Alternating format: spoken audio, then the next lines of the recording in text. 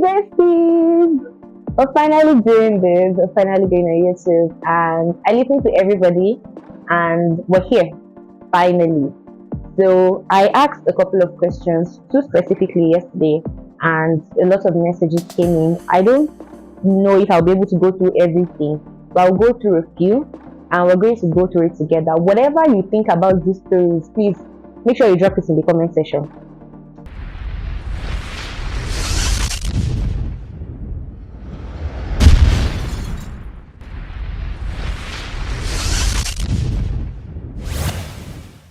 The first story is talking about a guy that broke up. I guess he's talking about hashtag, am I being unreasonable? Am I doing too much? So here's the story. On April 19, 2024, that's like very recently, my girlfriend broke up with me. I didn't feel it at first, but after a day, I locked myself in the bathroom and played Aya song by Toki Alabi. I'm sorry, what song is that? But mind you, I caught her cheating and blotted out my anger. Then she picked on it and broke up. Wow. As in, you caught her cheating, then you poured out your anger, then she was like, I'm done. Yesterday, I went to buy a small basket of onions just so that I can be cutting them and crying. Am I being unreasonable? I don't think so. I honestly feel like we all process heartbreak very differently. And if this is your way of processing the heartbreak, so be it. I mean, we all deal with stuff differently, and the way everybody welcomes things like this is quite different. Some people will just zone out, log out of everybody. They're like in their own space, in their own world. But you still have, you're still mixing with people, right? By me, you have to cry. You want to cry. That's the whole vibe I'm getting from this message. See, you're not being unreasonable because number one, I feel like the breakup is a breath of fresh air for you. It's even something you need. As in, you need a break from that lady. I don't know what hold she has on you, but you definitely need a break from her. How can you catch somebody cheating and then you poured out your anger? Guy, that should have been your cue to actually exit the relationship. So yeah, and then you caught her cheating and then you expressed your anger, and then she's angry that you're angry. And see why are you angry that he's angry? He's supposed to be laughing. So you're not being unreasonable if you ask me, and you're just processing your grief, for lack of a better word. You're processing the heartbreak, because no matter what, you're broken from the old cheating, you're broken from the breakup. So take it all in and allow the pain do what it would do. That's one thing I always say. Don't ever put yourself in that position where you're acting like one pain is not there. It's there. So just the more you actually let it do what it would do, the faster you heal, as opposed to bottling up and acting like it's not there. So yeah, you're not being unreasonable, you're just being human, and that's fine. Let me know what you guys think though in the comment section.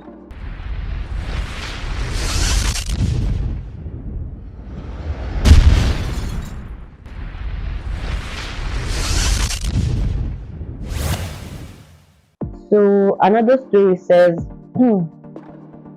I was shocked to my bones. Hashtag I was shocked to my bones. I caught one of my friends in bed with another friend's boyfriend. Please tell me something more shocking. I don't know what to do. This was last night. So I sent out this question on the 20th of April. So that was like 19. Because one of your friends in bed with another friend's boyfriend. See, this thing is a lot of, that's so cool. I don't know, I don't get it. But for starters, I feel like you should call your friends' attention to it, but with wisdom. You know how they say wisdom is profitable to direct. That's not the kind of information you go and say, hey girl, guess what I just saw? I saw your boyfriend.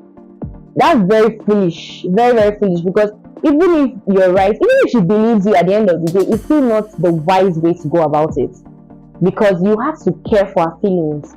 Just outrightly calling her and giving her the information will make you look like you were anticipating something like this. So there's a way to consider people's emotions before you break news to them. There's a way to consider how is this going to meet this person. So one of the wisest ways you can go about this, if you ask me, is if you have a mutual friend and that she really respects, talk to that person about it, preferably somebody older. Talk to the person about it and let the person handle it. That's one. Two, if there's nobody like that and you have to you have to be the one to bear the bad tidings, please, preferably do it with proof. Don't just go and say. So if you don't have proof yet, hold that information, but try in a way to let your friend see that this guy is not there. There's that other friend that you caught them with, that you caught him with. There are no two ways about it. Just X that one, because don't try to have a conversation with her, because that's a way to kill people faster. Like, don't even try to have that conversation. It's pointless. Don't try to sit her down like, oh, what are you doing? How dare you do this? It's pointless, because see, I don't like, I have a problem with people who explain to adults what they are doing. She's an adult. Don't talk to people. Why you sending somebody paragraphs that you did this? They know. Who told you that they don't know what they are doing? So don't try to have a sit down with her and say, oh, what you are doing to our friend is bad. She knows that it's bad. It's pointless. Just X her. And if your friend is still being her friend, it's none of your business at that point in time. Just try and make her see the light. Then always watch out for the proof. Once you have the proof, you're good to go. Just apply wisdom.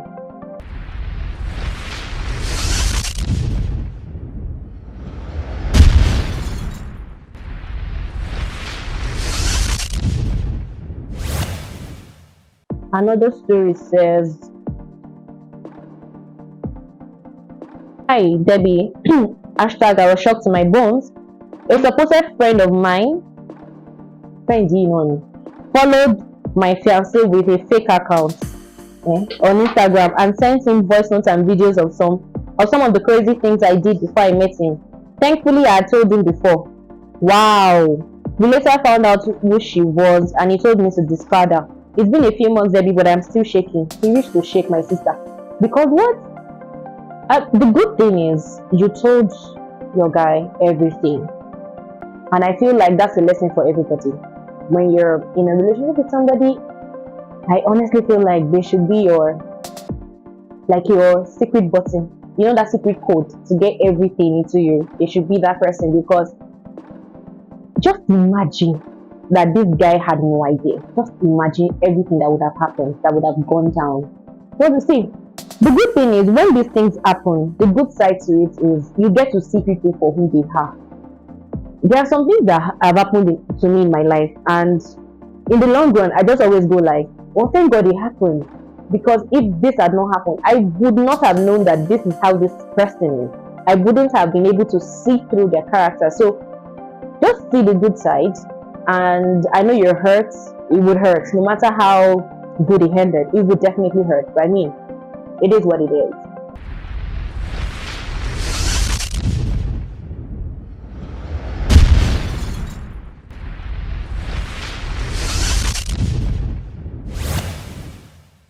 Hi Debbie, am I the wrong person for telling my friends to never drive my car again?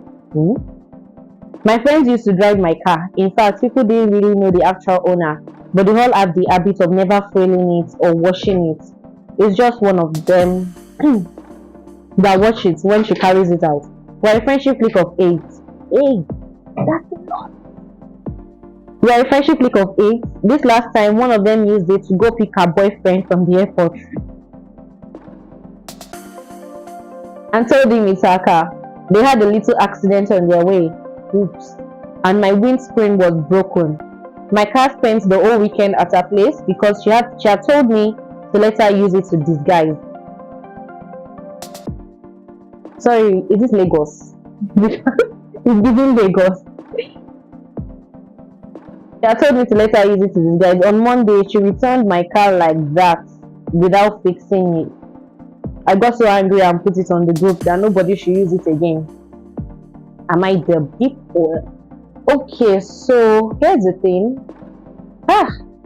This situation is dicey. It's very dicey. If your friends are using your car without ever thinking to fill it or wash it, see, if you are good people, at the end of the day, I feel like it's not more than what all of you can have a conversation about. Guys, I really think you should once in a while just fill this car, wash it if it's dirty. If they're your friends, they wouldn't mind. It's not a big deal. Do you get me? But however, if otherwise is the case, I think your decision is okay. Because see, at the end of the day, it's your car.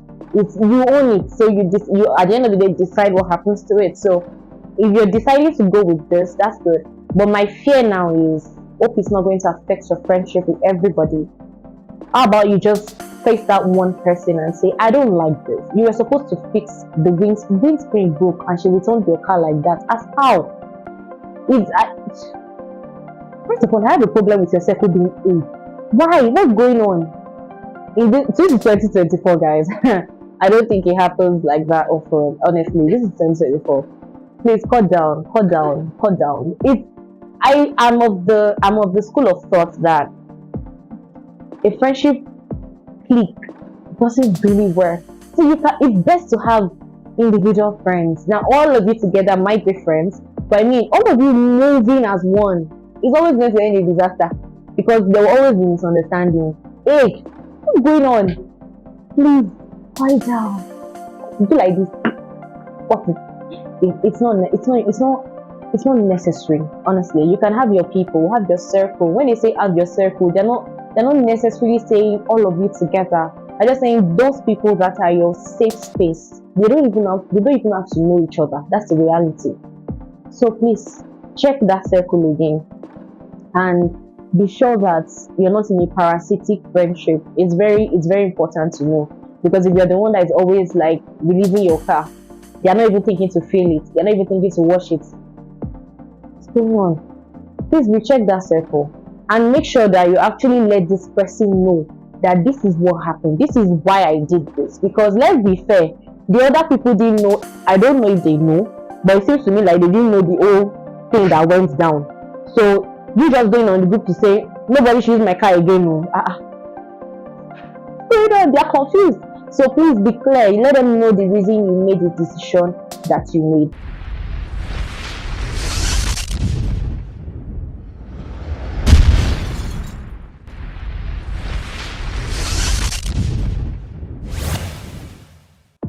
Shock alert! I applied for a job. I was kind of expecting not to be given the job because I wasn't fully qualified. However, they called back and said I have the job. Sent me a number to thank, and lo and behold, it's my ex-friend that I really did dirty. Wow, I still don't know how to start the conversation with him. I did this guy really dirty, so bad. What should I do?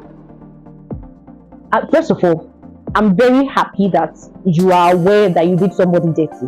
See, that's the first step to doing the right thing. That's the first. Once you are aware that, okay, I was wrong, and you admit it.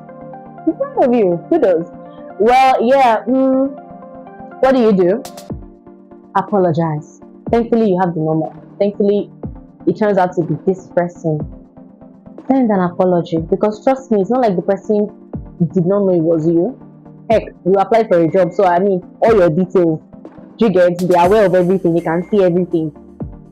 Please and please, drop an apology, a very sincere one. Preferably, you can even ask to meet up, because see, there's no apology that beats physical apology, because I mean, there and then, the person is going to truly see how you really feel. Do you get me? So you can request for a meet up. Can we please meet? I know I'm probably not the best person you want to see right now, but please, I just want to talk. And God willing, the person is nice enough to say, okay, whenever I'm free and you guys meet up. I beg you in the name of God, don't try to say, and the reason I did this was because of this. Please, just apologize. I hurt you. I'm sorry. Because see, one thing people keep missing is always trying to explain why you did one thing or the other. It's not necessary. The reality is you've hurt this person. Don't ever trivialize anybody's feelings. You can always explain why you did it later, because by the time you acknowledge their feelings, they are in a better headspace to listen to whatever you have to say, as opposed to, no, this is what I mean. First say you're sorry. First say, okay, I hurt you. I'm sorry for the way you feel. Do you understand? Then you explain, I didn't mean it this way. I'm sorry you felt that way. Do you get me? So, and please go with a gift, because I mean, aside from being a gift person, I genuinely feel like you can never go wrong with gifting anybody. You can never go wrong with gifting somebody. Everybody's heart, except they are not humans, opens up to gifts. So go with a gift, preferably what he likes, he or she, is it she or he, whoever it is, go with something that they like, and I wish you good luck with that.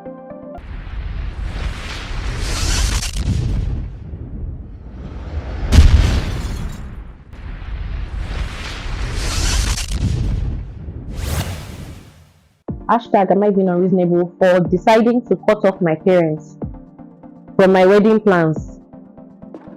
Help me.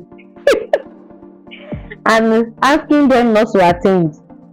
My parents have always been asking me for money since I was 17.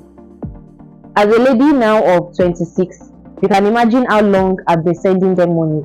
When they met my fiance, they found out he's well to do, and since then they have been collecting money from him, even without my consent.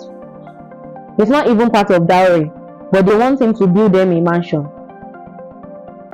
I said no, and they said they won't give their blessings. I cut them off. Was I wrong? Ha.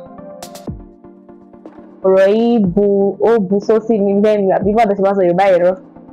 Ó bu yọ sí. You get as e be o. Ha. It's crazy. I mean, I've heard a lot of stories about overly demanding parents, entitled people. Entitlement is a disease, honestly speaking, because it will always make you look so foolish, for lack of a better word. Because why? First and foremost, I genuinely feel like you should have this conversation with your fiance and let him know that you don't want this. You don't want to always have him send them money, and let him put his foot down. Like, Mama, Mommy, I will always send you money, maybe at the end of every month. To get anyone that works for him, but not at every point that he asks. They're asking because they keep getting. That's the reality. And now that you want to stop it, cutting them off, it might not be what you want to hear, but I think it's a far-fetched decision, because at the end of the day, you know what they say about mama na mama, papa na papa. Your parents are your parents, and believe it or not, parental blessings for a marriage is very important. I don't even think I want to ever be in that position where I don't have my parents' blessings over my marriage. For whatever reason, even if they are the ones in the wrong, God will give you the wisdom, I believe. Just pray about it and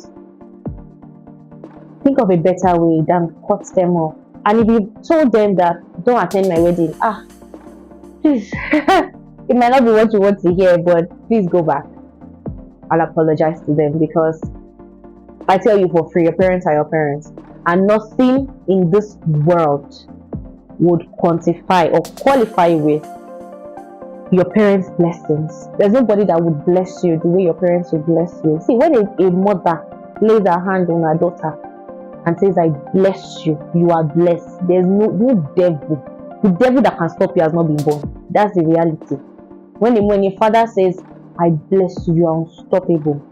Oh, my dear, you are unstoppable, because it's a stamp. The whole level is stamping it. So I beg you in God's name, marriage is too big a deal to start without your parents' blessings.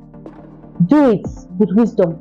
Get their blessings right after the wedding. Both of you should let them know your stance. This is how much you are going to be sending to the house per month. Anything aside from that, Mukukuma remove this one too. So they are not comfortable. That mansion is a lot, if you ask me, and I don't think you should do it. Even if you're capable, please apply wisdom. Wisdom is profitable to direct. Gracias.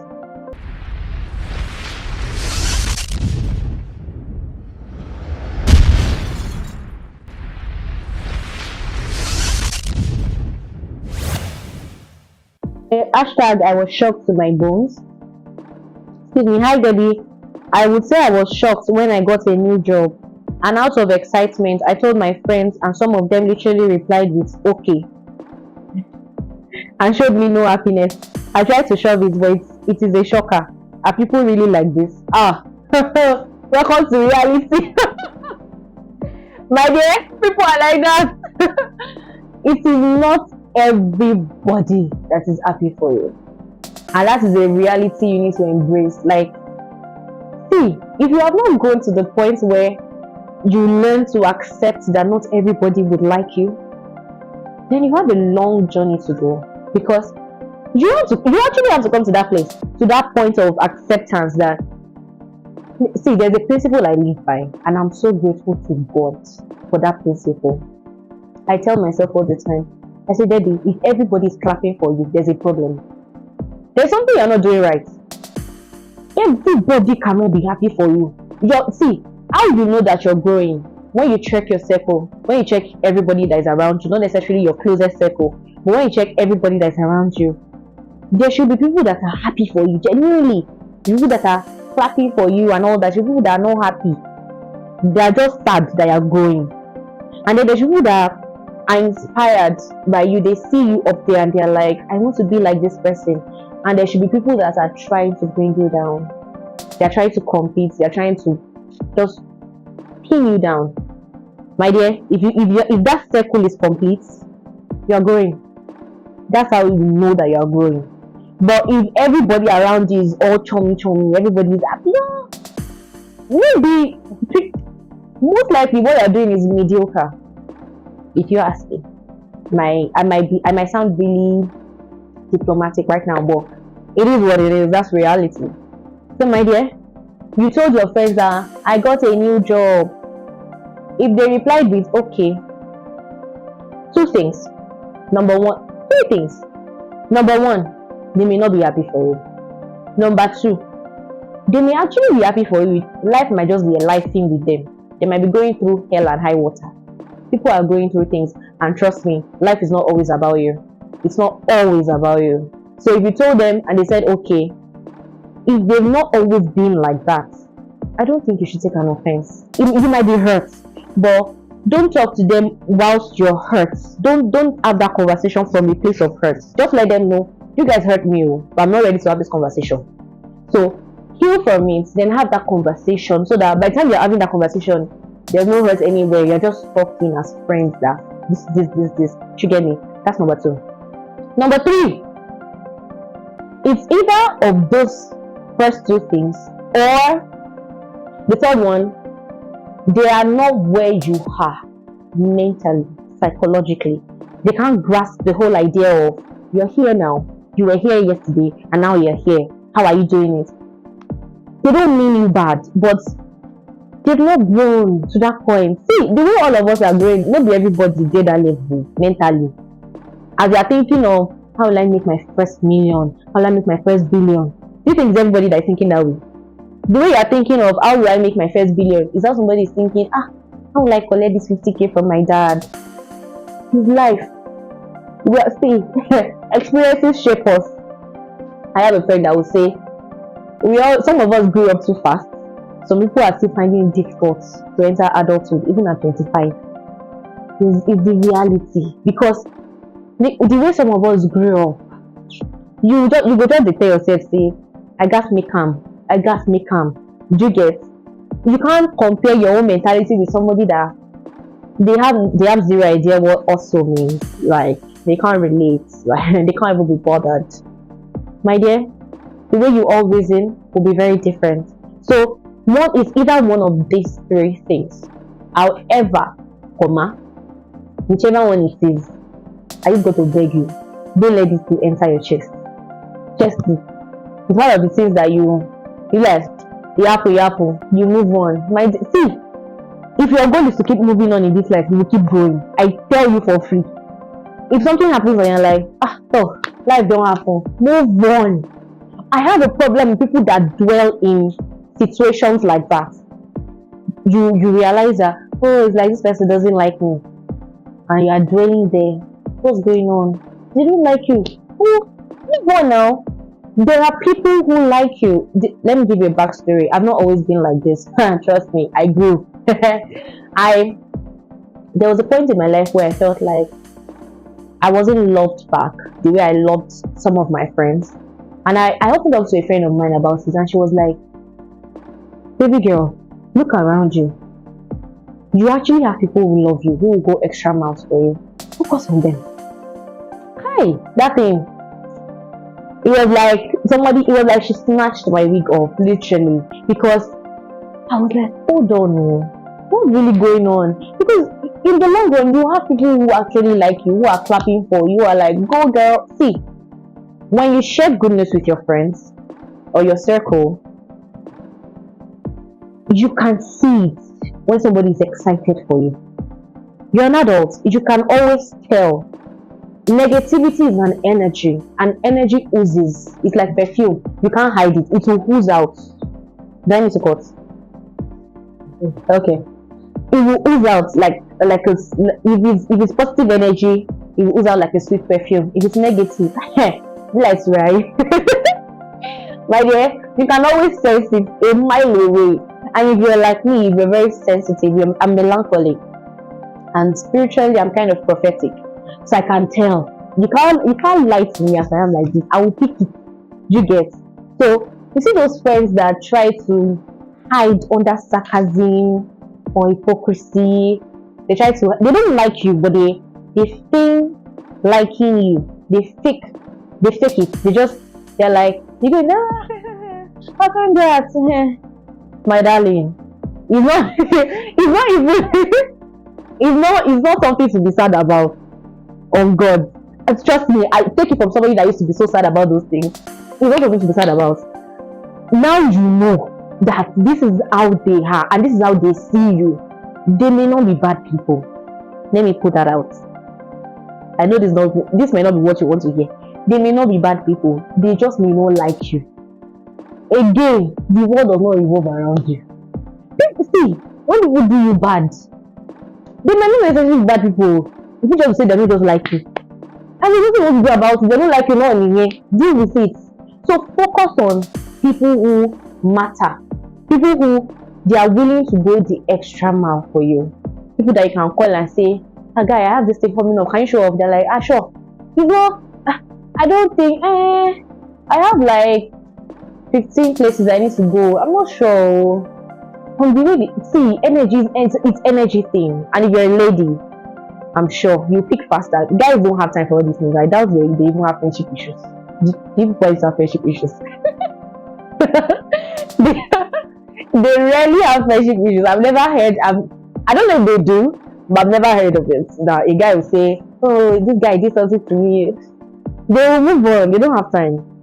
With ladies that always hold on to, yes, he did this. 10 years down the line, you are still holding on to it. Forgiveness is a virtue, indeed.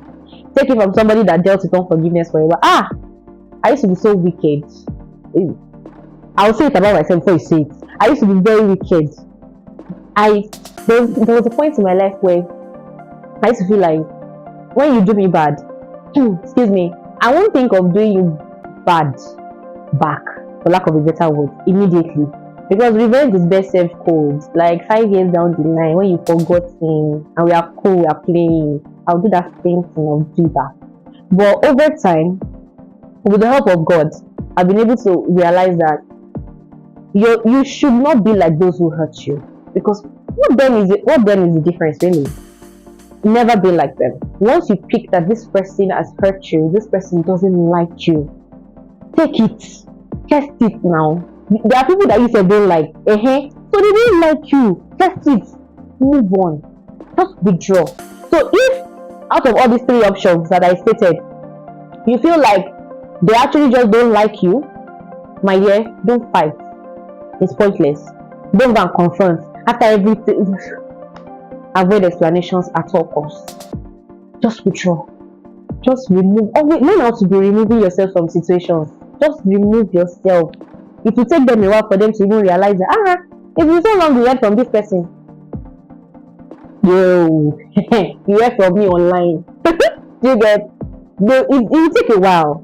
just withdraw. Just know that, and don't try to hear from them too.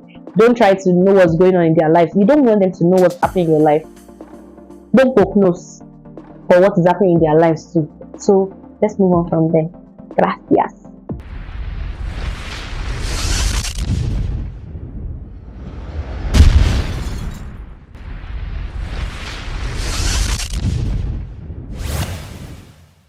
Hi, Miss Sharon. I call me Sharon. Thank you. Yeah.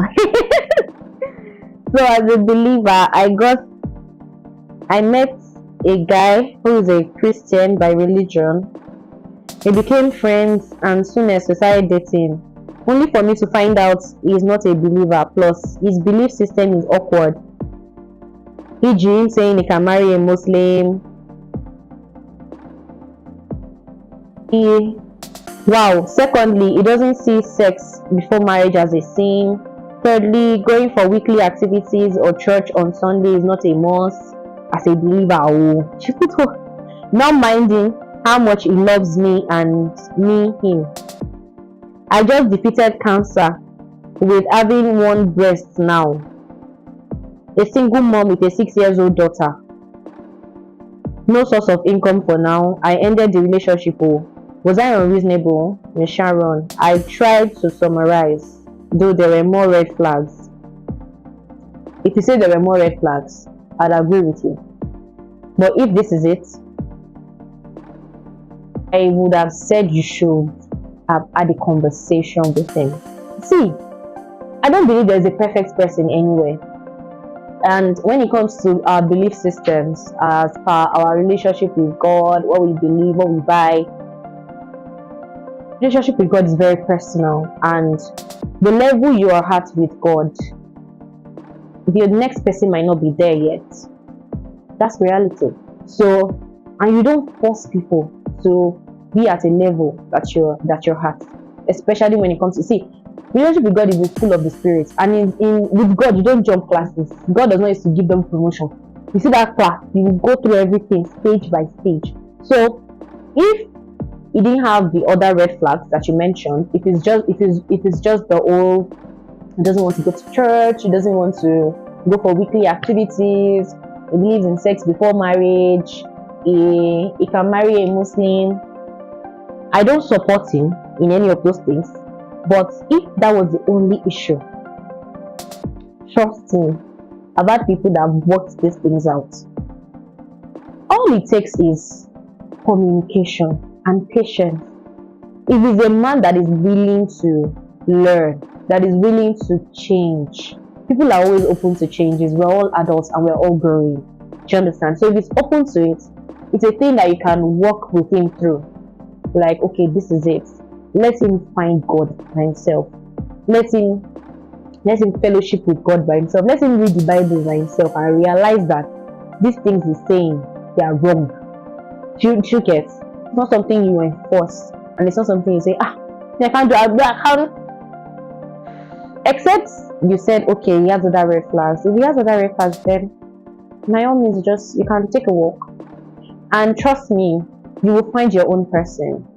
Just, I'm so sorry for the cancer. I'm so happy for you that, I mean, it's over. And my regards to your daughter. And I honestly feel like, yeah, God will send you your own person. That's the thing. Hold on to God. See, when you hide yourself in God, it will take a man to talk to God before he will wish you. This is your child. This is your daughter. Do you get me? So if you have peace that you let him go, and you're convinced, and the Holy Spirit has convicted you to let you know that this is not your own, leave him. He will find his own. Everybody has their own partner, so let him go. But if you're not sure and you feel like you want to pray about it, because people actually walk through these things. Honestly, tell your pastor, tell his pastor. People walk through these things.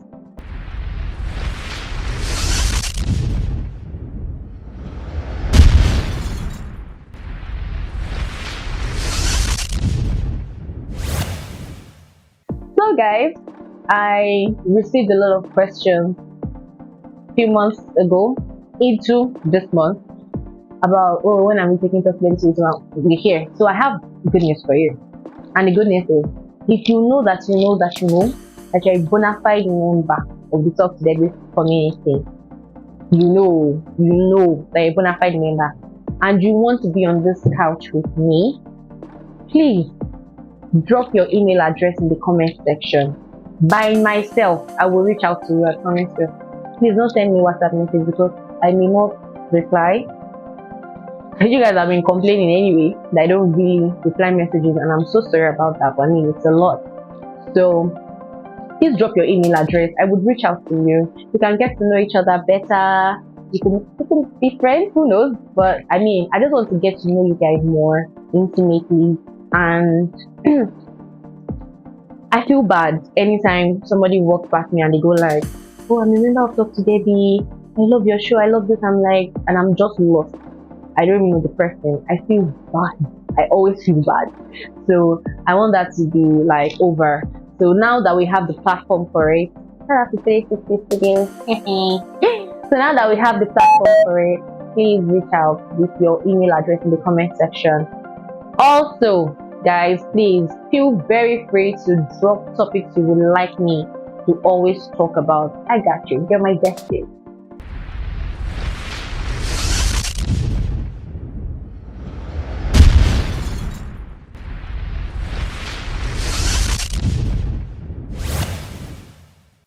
Speaking of topics, I have one in mind for you guys today, and that's on self-validation.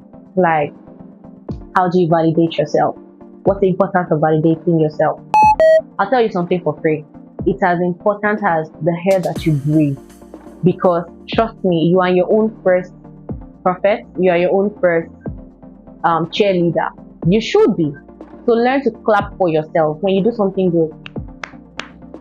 Tell yourself, well done. Stand in front of the mirror and tell yourself, you bad, sha. Whatever field you're in, whether you're a businesswoman, a brand owner, whatever it is, tell yourself the truth. When you close deals, if you're in the corporate space, like and you close deals, see, if you can relate, you know that that's one of our best moments in the world because it takes a lot to put a lot of things together to like pitch, and it's a lot. It's a whole long process. And so when the deal is finally closed, you're like, you can breathe.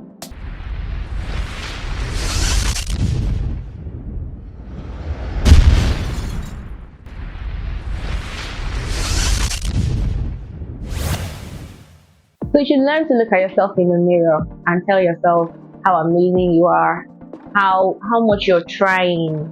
Because I mean, take it or not, we all need that level of encouragement. Because do you know the hard work it takes to make $1?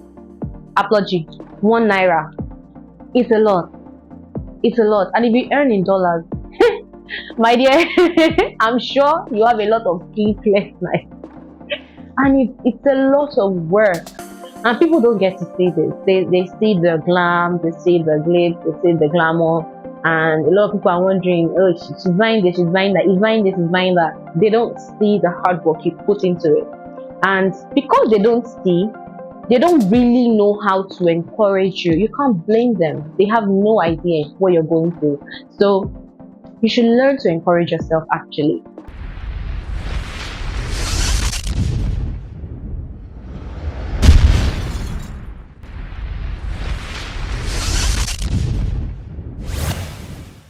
You should learn to tell yourself how amazing you're doing and how you can't wait to see yourself at the top. See, talk to yourself. You are your first prophet. I will keep saying it. You are your own first prophet. Always talk to yourself. I'm amazing. I'm the best in my field. I'm a writer par excellence. My line. I'm an actor par excellence. Whatever it is you're doing, tell yourself you're the best at it. Because, my darling, whatever it is you profess becomes your reality, whether you like it or not. That's why you should be careful, even from the place of cruise. When somebody is cruising, in the name of cruising, they're telling you that, what do you even know how to do? It's not just mediocre painting you're painting. Don't take it. Even if the person needs it to be a joke, let them know, I don't want that. I don't want that. I don't. I mean, I had a conversation with my mom, my mother, the woman that bore me. I had a conversation with her, and from my mom is very jovial and sarcastic, and she said something, and it didn't sit well with me. And immediately I just told her, "Mommy, I don't want that kind of statement." She was like, "Ah, hey, TLC people." Shout out TLC members. She was like, TLC people, you have fun with all your confessions. I'm like, our confession is our reality. And she was like, she said it in Yoruba, but I said it in English for non-Yoruba speakers. She said it that low-key, she actually appreciates that we're conscious of everything we say about ourselves and the kinds of things that we allow people to say about us. And my mom was like, not doing about for me. For rebel. And she made me understand better, and I was like, I just have to explain to her that even from the place of truth, I don't want to hear anything negative about myself. Talk to me positively. Like this greatest writer, Alpha. I'll answer you, my guy. And I'll hail you too, as it should be. Build the wall of positivity around you. If you would ever build a wall, let it be a wall of positivity. Build a circle of positive people. Like have peace. As in bounce back. Like let a whole week go by and there's been no negativity, no hate, no bitterness from nobody, encouragement. That's when you know that you have a good circle. When a full week will go, a full month will go, and you can't recall any negativity. They are doing well. Alright.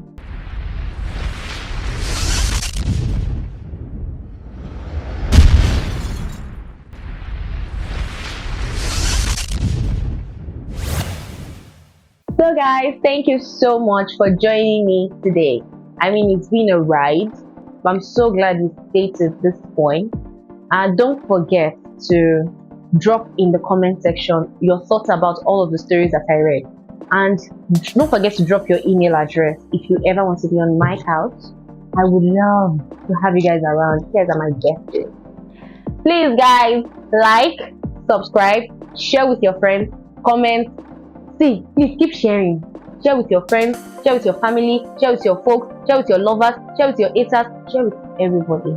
Let everybody come to talk. Even your haters, let them come and heal on Debby's couch. That felt so good. Let them come and heal on Debby's couch.